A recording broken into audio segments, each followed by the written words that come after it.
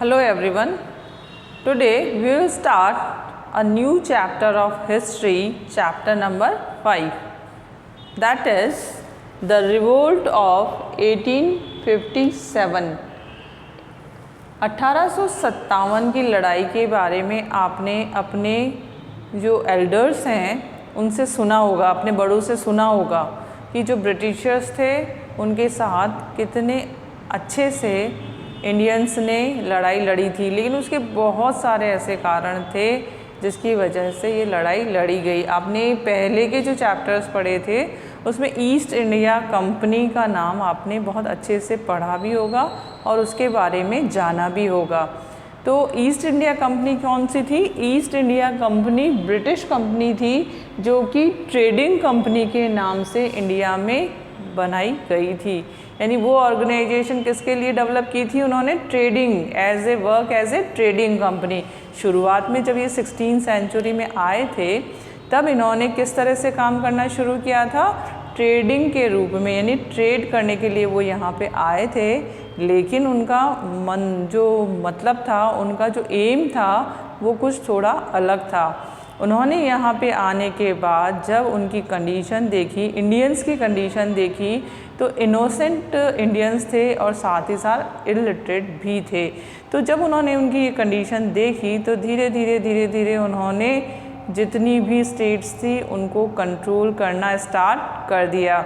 यानी उन्होंने पहले वो वाली प्लेसेस को अपने कंट्रोल में लिया जो बहुत ही फर्टाइल भी थी और जो रिसोर्सफुल भी थी। तो धीरे धीरे इस तरह से उन्होंने पूरे इंडिया को अपने कंट्रोल में ले लिया। तो अभी हम यहाँ पे बहुत ज़्यादा डिटेल में लड़ाई के बारे में, यानी बैटल ऑफ बक्सर, प्लासी, सब आपने पहले पढ़े थे।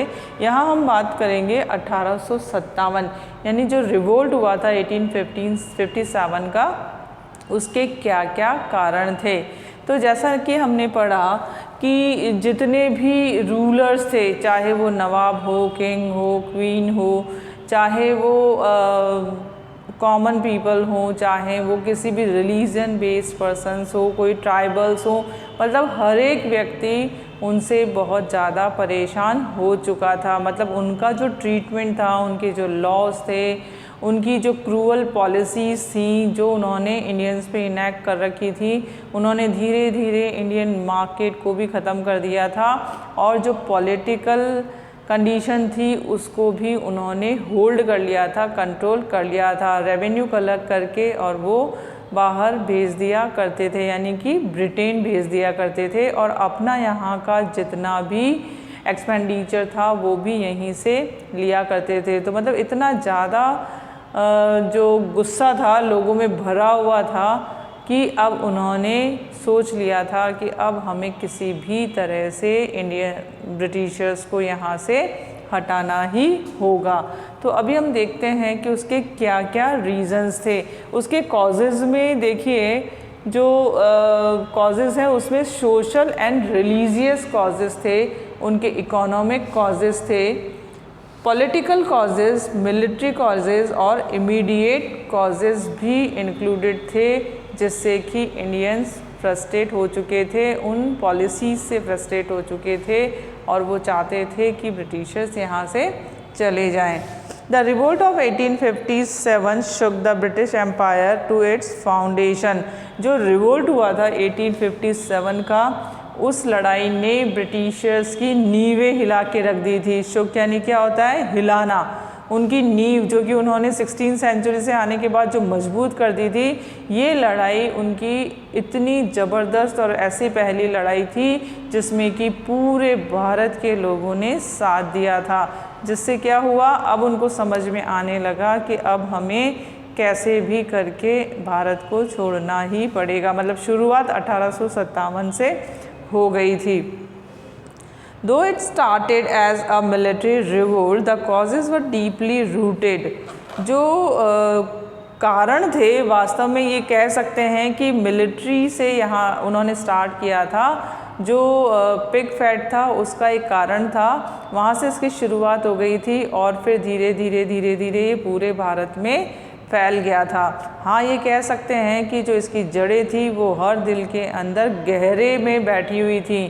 बहुत समय से लोग इनको हटाना चाहते थे। British rule in India drew strength from the grave discontent which was a direct consequence of an oppressive alien rule in India।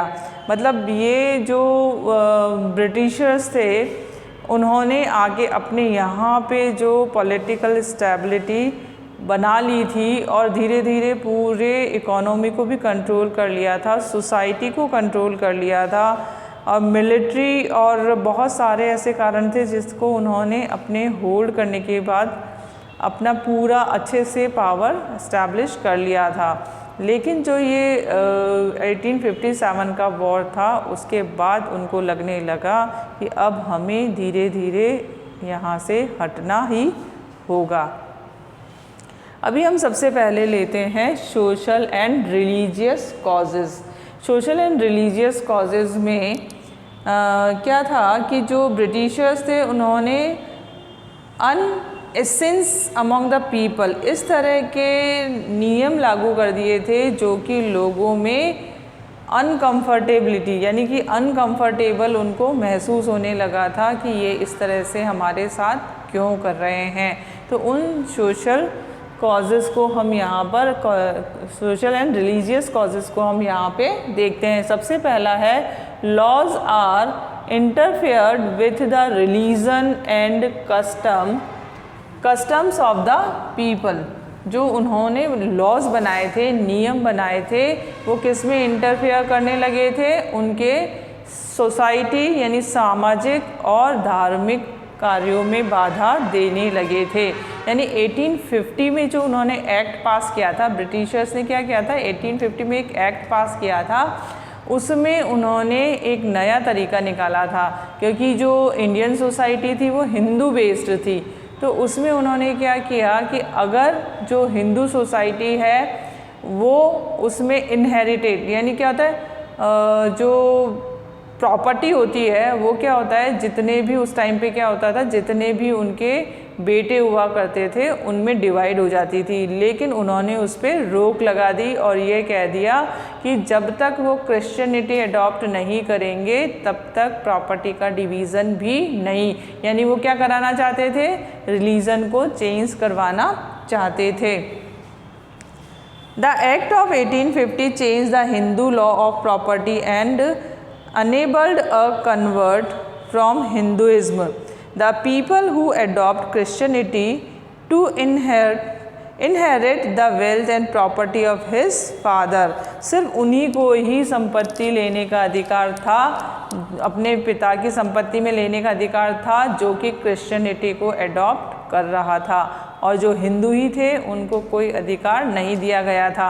यानी कि क्रिश्चियनिटी इंडियंस नहीं है, ये रिलीजन कहाँ से आया है, ये ब्रिटिशर्स के साथ बाहर से आया हुआ धर्म है। यहाँ पे ज़्यादा से ज़्यादा लोगों को क्रिश्चियन बनाने के लिए उन्होंने इस तरह का रूल 1858 में एक्ट पास करके किया ताकि ज़्यादा से ज़्यादा लोग क्रिश्चियनिटी में कन्वर्ट हो सकें। For property of his father, the Hindu regarded it as an incentive to give up one's religion faith। Next point है fears of religious conversion। अब उन्हें डर लगने लगा था, यानी उन्होंने एक्ट पास कर दिया। कब एक्ट पास किया? 1850 में एक्ट पास किया था। और जब वो धीरे धीरे लोगों को कन्वर्ट कर रहे थे तो लोगों के मन में डर बैठ गया था कि अब ये ज़बरदस्ती हमें क्या करेंगे, तरह तरह के नियम शुरू करके और हमारे धर्म को बदलना शुरू कर देंगे। जो हिंदू थे, जो मुस्लिम्स थे, और जो पहले से सिख थे, और भी जो अदर रिलीजन को फॉलो करने वाले लोग थे, उनको ये लगने लगा था कि अब हमको ये कन्वर्ट करके और क्रिश्चियन बना देंगे। यानी कि उनको फैसिलिटी दी जाती थी कि जो क्रिश्चियनिटी को एडॉप्ट करेगा उनके पूरे जीवन का खर्चा उनकी फैमिली का है, एजुकेशन का है, सब कुछ फ्री ऑफ चार्ज गवर्नमेंट देगी। यानी तरह तरह के इंसेंटिव्स उनको दिए जाते थे, प्रलोभन दिए जाते थे जिससे कि वो क्रिश्चियनिटी को एडॉप्ट कर ले। तो ये डर भी उनके मन में बैठ गया था। British policies created a sense of fear both among the Hindu and Muslim. That their religion was in danger. उनको लगने लगा था कि हमारा जो धर्म है अब वो खतरे में है। अगर सभी क्रिश्चियनिटी को अडॉप्ट कर लेते तो उनका जो रिलीजन है वो धीरे धीरे ख़त्म हो जाएगा। Activities of the Christian missionaries led people to believe that they all would soon be converted to Christianity। उनका जो वो क्रिश्चियन जो थे वो इस तरह से एक्टिविटीज़ कर रहे थे, लोगों को ज़्यादा से ज़्यादा नॉलेज देना, अपने पास बैठा के उनको अपने धर्म संबंधित बातें करना, उनको बाइबल देना और उनको एजुकेशन जो है वो भी क्रिश्चियनिटी की देना। यानी इतनी उनकी जो एक्टिविटीज़ थी वो इस तरह की थी कि जल्दी ही पूरा समाज को ऐसा लगने लगा था, सोसाइटी को ऐसा लगने लगा था कि वो हमको क्रिश्चियन में कन्वर्ट कर देंगे।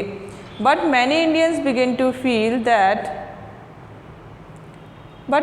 soon be converted to Christianity। the belief united people against the British Raj. ये भी एक बहुत बड़ा कारण था जिससे कि वो ब्रिटिशर्स के विरुद्ध उठ खड़े होने लगे थे, यानी कि वो नहीं चाहते थे अपने धर्म को बदलना।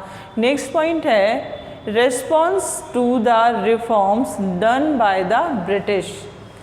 अब ब्रिटिशर्स ने, हालांकि वो जो रिफॉर्म्स थे वो सोसाइटी के अगेंस्ट नहीं थे, लेकिन उस टाइम की जो कंडीशन थी, जो कास्ट थी, वो नहीं चाहती थी कि इनमें बदलाव किया जाए। और ब्रिटिशर्स ने क्या किया था, जो कुछ ऐसे लॉज को उन्होंने पास किया जिसमें पुराने समय से चली आने वाली प्रथाओं को बंद कर दिया जाए। जैसे कि जो सती प्रथा थी, सती प्रथा को उन्होंने बंद करने को सोचा। और साथ ही साथ जो विडो हो जाती है, अपने यहाँ पे क्या होता था पहले कि जो बाल विवाह, यानी बच्चे जब छोटे होते थे तब शादी कर दी जाती थी, तो उस पे उन्होंने रोक लगाने के लिए सोचा। और जो विडो हो जाती थी लेडीज़, उनकी रीमैरिज यानी पुनर्विवाह करने के लिए भी ब्रिटिशर्स ने काफ़ी लॉज पास किए थे। लेकिन जो हिंदू सोसाइटी थी वो इसके बिल्कुल खिलाफ थी।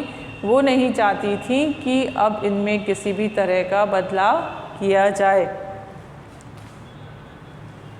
The British believed that the Indian society had to reform laws were passed to stop the practice of sati and to encourage remarriage of widows. Although those reforms were the benefit of the Indians, हालांकि ये भारतीयों के फ़ायदे के लिए ही थे, लेकिन जो हिंदू सोसाइटी थी वो इसको अपोज कर रही थी। But many Indians begin to feel that the British were destroying their social custom। उनको ये लग रहा था कि हमारे समाज के जो रीति रिवाज हैं उनको ब्रिटिशर्स धीरे धीरे ख़त्म कर रहे हैं। नेक्स्ट पॉइंट है इंडिजनाइट्स हर्ड ऑफ इंडियंस। यानी कि जो ब्रिटिशर्स थे उनका क्या था, ब्लैक एंड वाइट। स्टार्टिंग से उनका एक तरीका था, अपार्थेड वाला सिस्टम था, गोरे और काले का भेद। तो वो हमेशा इंडियंस को बहुत ही गंदी नज़र से देखते थे और बहुत ही गंदे तरीके से उनके साथ व्यवहार करते थे। क्या करते थे, इल ट्रीटमेंट ऑफ इंडियंस, बहुत ही बुरा बर्ताव भारतीयों के साथ ब्रिटिशर्स द्वारा किया जाता था। उन्हें अपशब्द कहे जाते थे और गंदे तरीके से उनके साथ व्यवहार किया जाता था। There was a lot of resentment against ill treatment of Indians. और ये एक बहुत बड़ा कारण था लड़ाई में भाग लेने का, पार्टिसिपेट करने का, क्योंकि उनमें ब्रिटिशर्स के खिलाफ नाराज़गी बढ़ती ही जा रही थी। The Englishmen in India could insult, humiliate and even kill Indians at will। अगर उनको इच्छा होती थी तो वो लोगों को मार भी दिया करते थे अगर सही ढंग से काम नहीं होता था तो।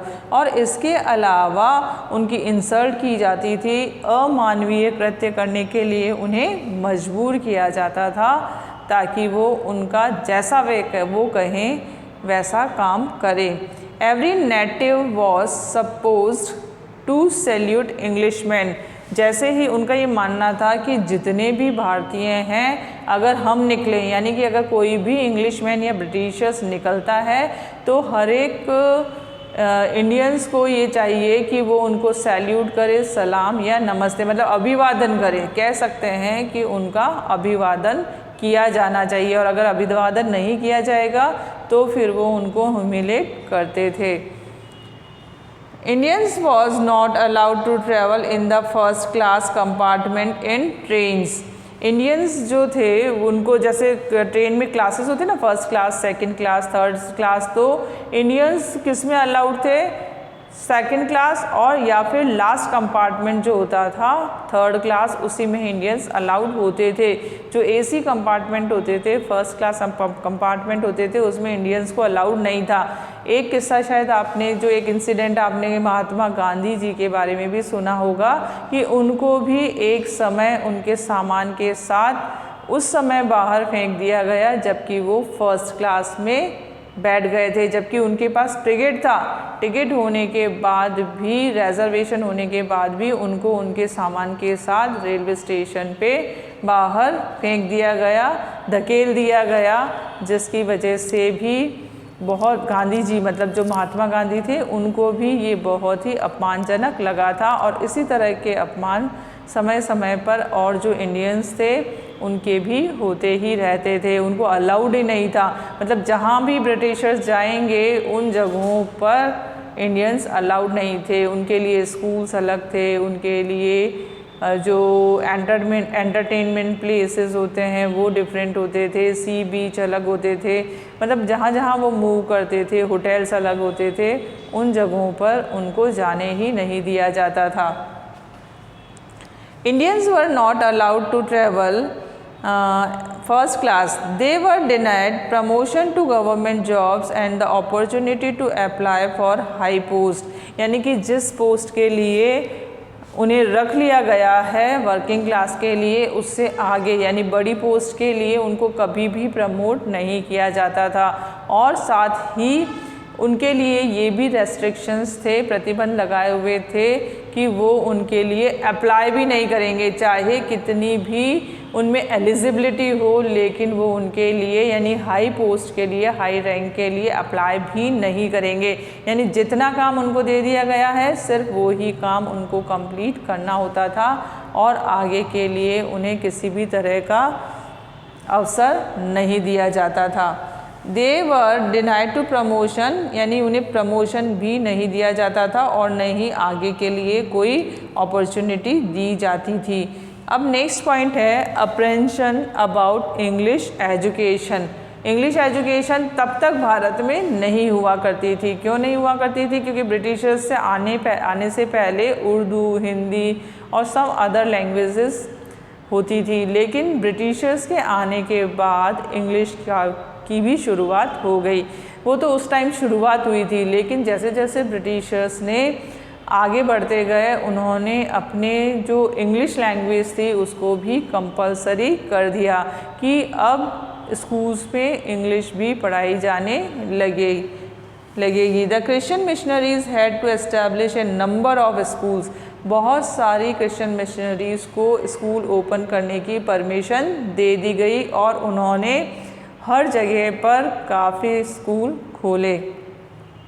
In British India, the Indians feared that the British objective was not so much the promotion of education, literature and science as to encourage people to become Christian। मतलब वो हमेशा इस तरह के काम करते थे ताकि क्रिश्चियनिटी को ही ज़्यादा से ज़्यादा बढ़ावा मिले। वो अगर किसी तरह के जो मतलब लिटरेचर भी पढ़ाया करते थे तो वो इंग्लिश में होती थी और क्रिश्चियनिटी को बढ़ावा देने वाली होती थी। तो ये जो हमने कॉजेज़ पढ़े ये कौन से थे? सोशल एंड रिलीजियस कॉजेज़ थे, जिसमें लॉज आर इंटरफेयर्ड, यानी कि धर्म के और समाज में हस्तक्षेप करने के कारण, फियर्स ऑफ रिलीजन, धर्म को बदलने का जो डर था वो, इसके अलावा रेस्पॉन्स टू द रिफॉर्म्स, कुछ ऐसे धार्मिक उनकी प्रथाएं थी जिसमें वो दखल देने लगे थे। सती प्रथा और री मैरिज को उन्होंने, सती प्रथा को बंद किया था, री मैरिज को स्टार्ट किया था। इसके अलावा उन्हें बहुत बुरी तरह से प्रताड़ित किया जाता था। इल ट्रीटमेंट उनके साथ किया जाता था, उसकी वजह से भी वो नाराज़ थे। और इसके अलावा इंग्लिश भाषा यानी कि इंग्लिश लैंग्वेज और लिटरेचर को सीखने पर जोर दिया जाता था, एक्सेप्ट इंडियन लैंग्वेज, यानी कि वो भाषा ज़्यादा उनको सिखाई जाती थी। तो ये सारे कारणों से उनके मन में क्रोध था, यानी कि वो एजिटेट थे, गुस्साए हुए थे। किसके लिए? ब्रिटिशर्स के लिए। अब हम नेक्स्ट टॉपिक पढ़ते हैं, उसमें है economic causes. Economic exploitation of country was a very important causes of the popular discontent against the British. Ruin of trade and handicrafts, जो पहले स्टार्टिंग चैप्टर में आपने पढ़ा, उन्होंने क्या किया, धीरे धीरे इंडियन हैंडीक्राफ्ट्स जो थे, ट्रेड जो था, उनका धीरे धीरे खात्मा करना उन्होंने शुरू कर दिया। British deliberately destroyed Indian arts and crafts, उन्होंने बहुत अच्छे से सोच समझ के भारतीय जो इंडियन हैंडीक्राफ्ट, पहले क्या होता था, इतनी पावर लूम्स और ये सब यहाँ पे नहीं थी, वो डेवलपमेंट हालांकि ब्रिटिशर्स ने किया था, लेकिन जो इंडियन हैंडीक्राफ्ट था, हाथों से बनी हुई चीज़ें बहुत ही ज़्यादा कीमती होती थी, प्रेशियस होती थी, उनको धीरे धीरे उन्होंने टैकल करना स्टार्ट कर दिया। यानी उन्होंने क्या किया, रॉ मटेरियल यहाँ से लेके वो ब्रिटेन में भेज देते थे और वहाँ पे इंडस्ट्रियलाइजेशन स्टार्ट हुआ था, तो वहाँ से रेडी होके यहाँ आता था और वो बहुत ही महंगे दामों में बेचा जाता था। तो धीरे धीरे जो इंडियन मार्केट था वो धीरे धीरे ख़त्म होने लगा। क्यों होने लगा? क्योंकि यहाँ के जो कपड़े या हैंडीक्राफ्ट्स होते थे वो महंगे होते थे, जबकि जो ब्रिटिशर्स वहाँ से बनवा के मंगाते थे वो उस कंपैरिजन में सस्ते होते थे और इन लोगों को रॉ मटेरियल भी नहीं मिल पाता था। इस वजह से वो बहुत पीछे हो गए थे, पिछड़ गए थे। Heavy duties on Indian silk and cotton textile रूइन this industry. अब जो इंडियन कॉटन और मतलब जो क्लोथ्स होते थे वो सिल्क और कॉटन से बनाए जाते थे। अब उनको मंगाने के लिए जो खर्चा आता था पहले ज़्यादा नहीं था, लेकिन अब ब्रिटिशर्स ने क्या कर दिया था, ब्रिटिशर्स ने उनके ऊपर जो ड्यूटी होती है ना, टैक्स जिसको बोलते हैं, वो टैक्स बहुत ज़्यादा बढ़ा दिया था और उसको पे करने की हालात उनके पास नहीं थे। यानी कि जब उनका बिज़नेस ही इतना अच्छा नहीं चल रहा था, उनका ट्रेड इतना अच्छा नहीं था, तो वो उसको पे भी नहीं कर पा रहे थे। तो ये एक कंडीशन थी जिससे वो नाराज़ थे। On the other hand British good were imported into India at a nominal duty. और यहाँ से जब वो कोई भी चीज़ लेना चाहते थे, रॉ मटेरियल लेते थे इंडियंस, तो उसके ऊपर बहुत ज़्यादा चार्ज होता था। और वहीं पे अगर ब्रिटिशर्स चाहते थे तो उसके ऊपर नॉमिनल ड्यूटी चार्ज की जाती थी। The craftsman left the town and went to village in search of livelihood.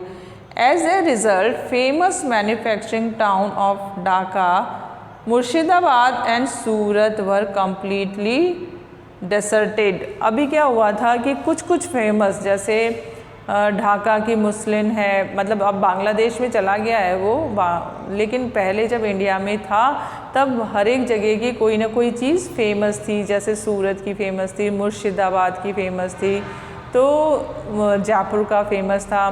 तो ये जो क्लोथिंग थी बहुत फेमस हुआ करती थी, लेकिन अनअवेलेबिलिटी ऑफ रॉ मटेरियल, यानी कि रॉ मटेरियल नहीं मिलने, उन पे हैवी ड्यूटी चार्ज करने, और जो सिल्क आता था आसाम साइड से उन पे जूट की मैन्युफैक्चरिंग होती थी। यानी बहुत सारी ऐसी चीज़ें थी जो हाथों से बनाई जाती थी। अब जबकि उन लोगों पर हाई ड्यूटी चार्ज की जाती थी और बहुत सारे लॉज इनेक्ट कर दिए गए थे, तो फिर जो यहाँ के क्राफ्ट्समैन थे उन्होंने किधर मूव करना स्टार्ट कर दिया, उन्होंने उन नए बसे शहरों से अपने गाँव की तरफ जाना शुरू कर दिया। उनको ये लगने लगा कि अगर उनका बिज़नेस या उनका जो ट्रेड है यहाँ पे अगर फ्लरिश नहीं कर रहा है तो वो गाँव में जाके उसे अच्छे से चला सकते हैं। तो वो जगह धीरे धीरे ख़त्म होने लगी या अपनी पहचान को खोने लगी। तो कुछ ये कारण थे इकोनॉमिक कारण। अब है एम्पावरमेंट ऑफ कल्टीवेटर्स, यानी कि इसमें क्या है, कुछ इस तरह से उन्होंने लॉज बनाए थे कि धीरे धीरे कल्टीवेटर्स भी क्या होने लगे थे, बेकार होने लगे थे। जैसे कि आपने इंडिगो का नाम सुना होगा, प्लांटेशन ऑफ इंडिगो, यानी जो इंडिगो उगाने के लिए, ग्रो करने के लिए ब्रिटिशर्स जोर दिया करते थे, वो किसके बदले में, wheat and rice, fertile places को उन्होंने कंट्रोल कर लिया था। और अब वो वहाँ पे इंडिगो के लिए उनको जोर देने लगे थे। और इंडिगो एक ऐसी क्रॉप है जो डाई के लिए काम आती है, क्लोथ डाइंग के लिए। और वो क्या करती है, पूरी जो लैंड होती है, लैंड सरफेस को डीपली यानी अंदर तक वो अनफर्टाइल कर देती है, यानी उसकी फर्टिलिटी को ख़त्म कर देती है, फिर उस पर दूसरी क्रॉप नहीं उग सकती है। तो ये भी कारण था कि उनके प्रेशराइज किए जाने की वजह से कुछ ऐसी फसलें जो कि वो चाहते थे लेकिन इंडियंस नहीं चाहते थे, वो ग्रो करवाया करते थे। Permanent settlement of Bengal made zamindars to absolute owners of their state. They had to power to eject the cultivators to non payment of dues. वो क्या करते थे, अगर उनको जितना भी उनका टैक्स बनता था अगर नहीं दिया जाता था तो वो कल्टीवेटर्स जो कि ज़मींदार बनाए गए थे, इंडियंस को ही ब्रिटिशर्स ने बनाया गया था ताकि वो ज़्यादा से ज़्यादा मनी चार्ज कर सके। और अगर जो पीजेंट्स थे उनको पे नहीं कर पाते थे तो उनको उनकी ज़मीनों से बेदखल कर दिया जाता था। क्यों बेदखल कर दिया जाता था? क्योंकि उन्होंने टैक्स पे नहीं किया होता था। Bad monsoon were a disaster for the peasants.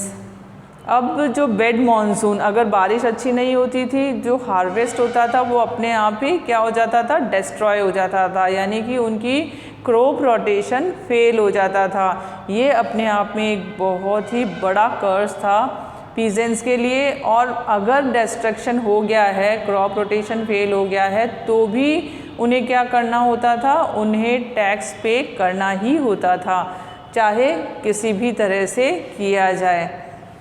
Enable to pay land revenue, they were compelled to borrow from the money lenders. अब जबकि ब्रिटिशर्स डिमांड करते थे अपने टैक्स के लिए, लैंड रेवेन्यू के लिए, और उधर से अगर वो अनेबल है पे करने के लिए किसी भी कारण से, कि अगर उनके पास मनी नहीं है, क्रॉप रोटेशन फेल हो गया है, अगर मॉनसून फेल हो गया है, बहुत सारे ऐसे रीज़न हैं जिसकी वजह से अगर वो पे नहीं कर पाते थे तो उन्हें क्या करना होता था, ज़मीनों से बेदखल कर दिया जाता था।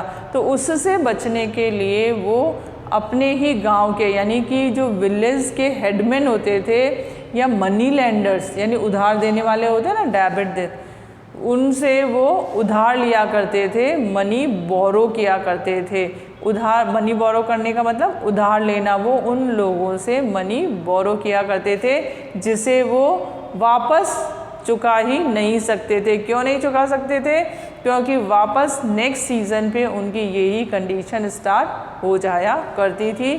वापस उनके जो क्रॉप्स थी उनका अगर वो फेल हो गई या अगर सफिशिएंट प्रोडक्शन नहीं हुआ तो भी उन्हें लैंड रेवेन्यू पे करना होता था, यानी कि वो land revenue plus money lender का जो डेब्ट होता था उसके उधार, यानी कि वो साइकिल रन करती रहती थी और वो कर्जे में डूबते ही जाते थे। तो ये कुछ इकोनॉमिक कॉजेज़ थे, बाकी कॉजेज़ हम नेक्स्ट वीडियो में पढ़ेंगे। Thank you.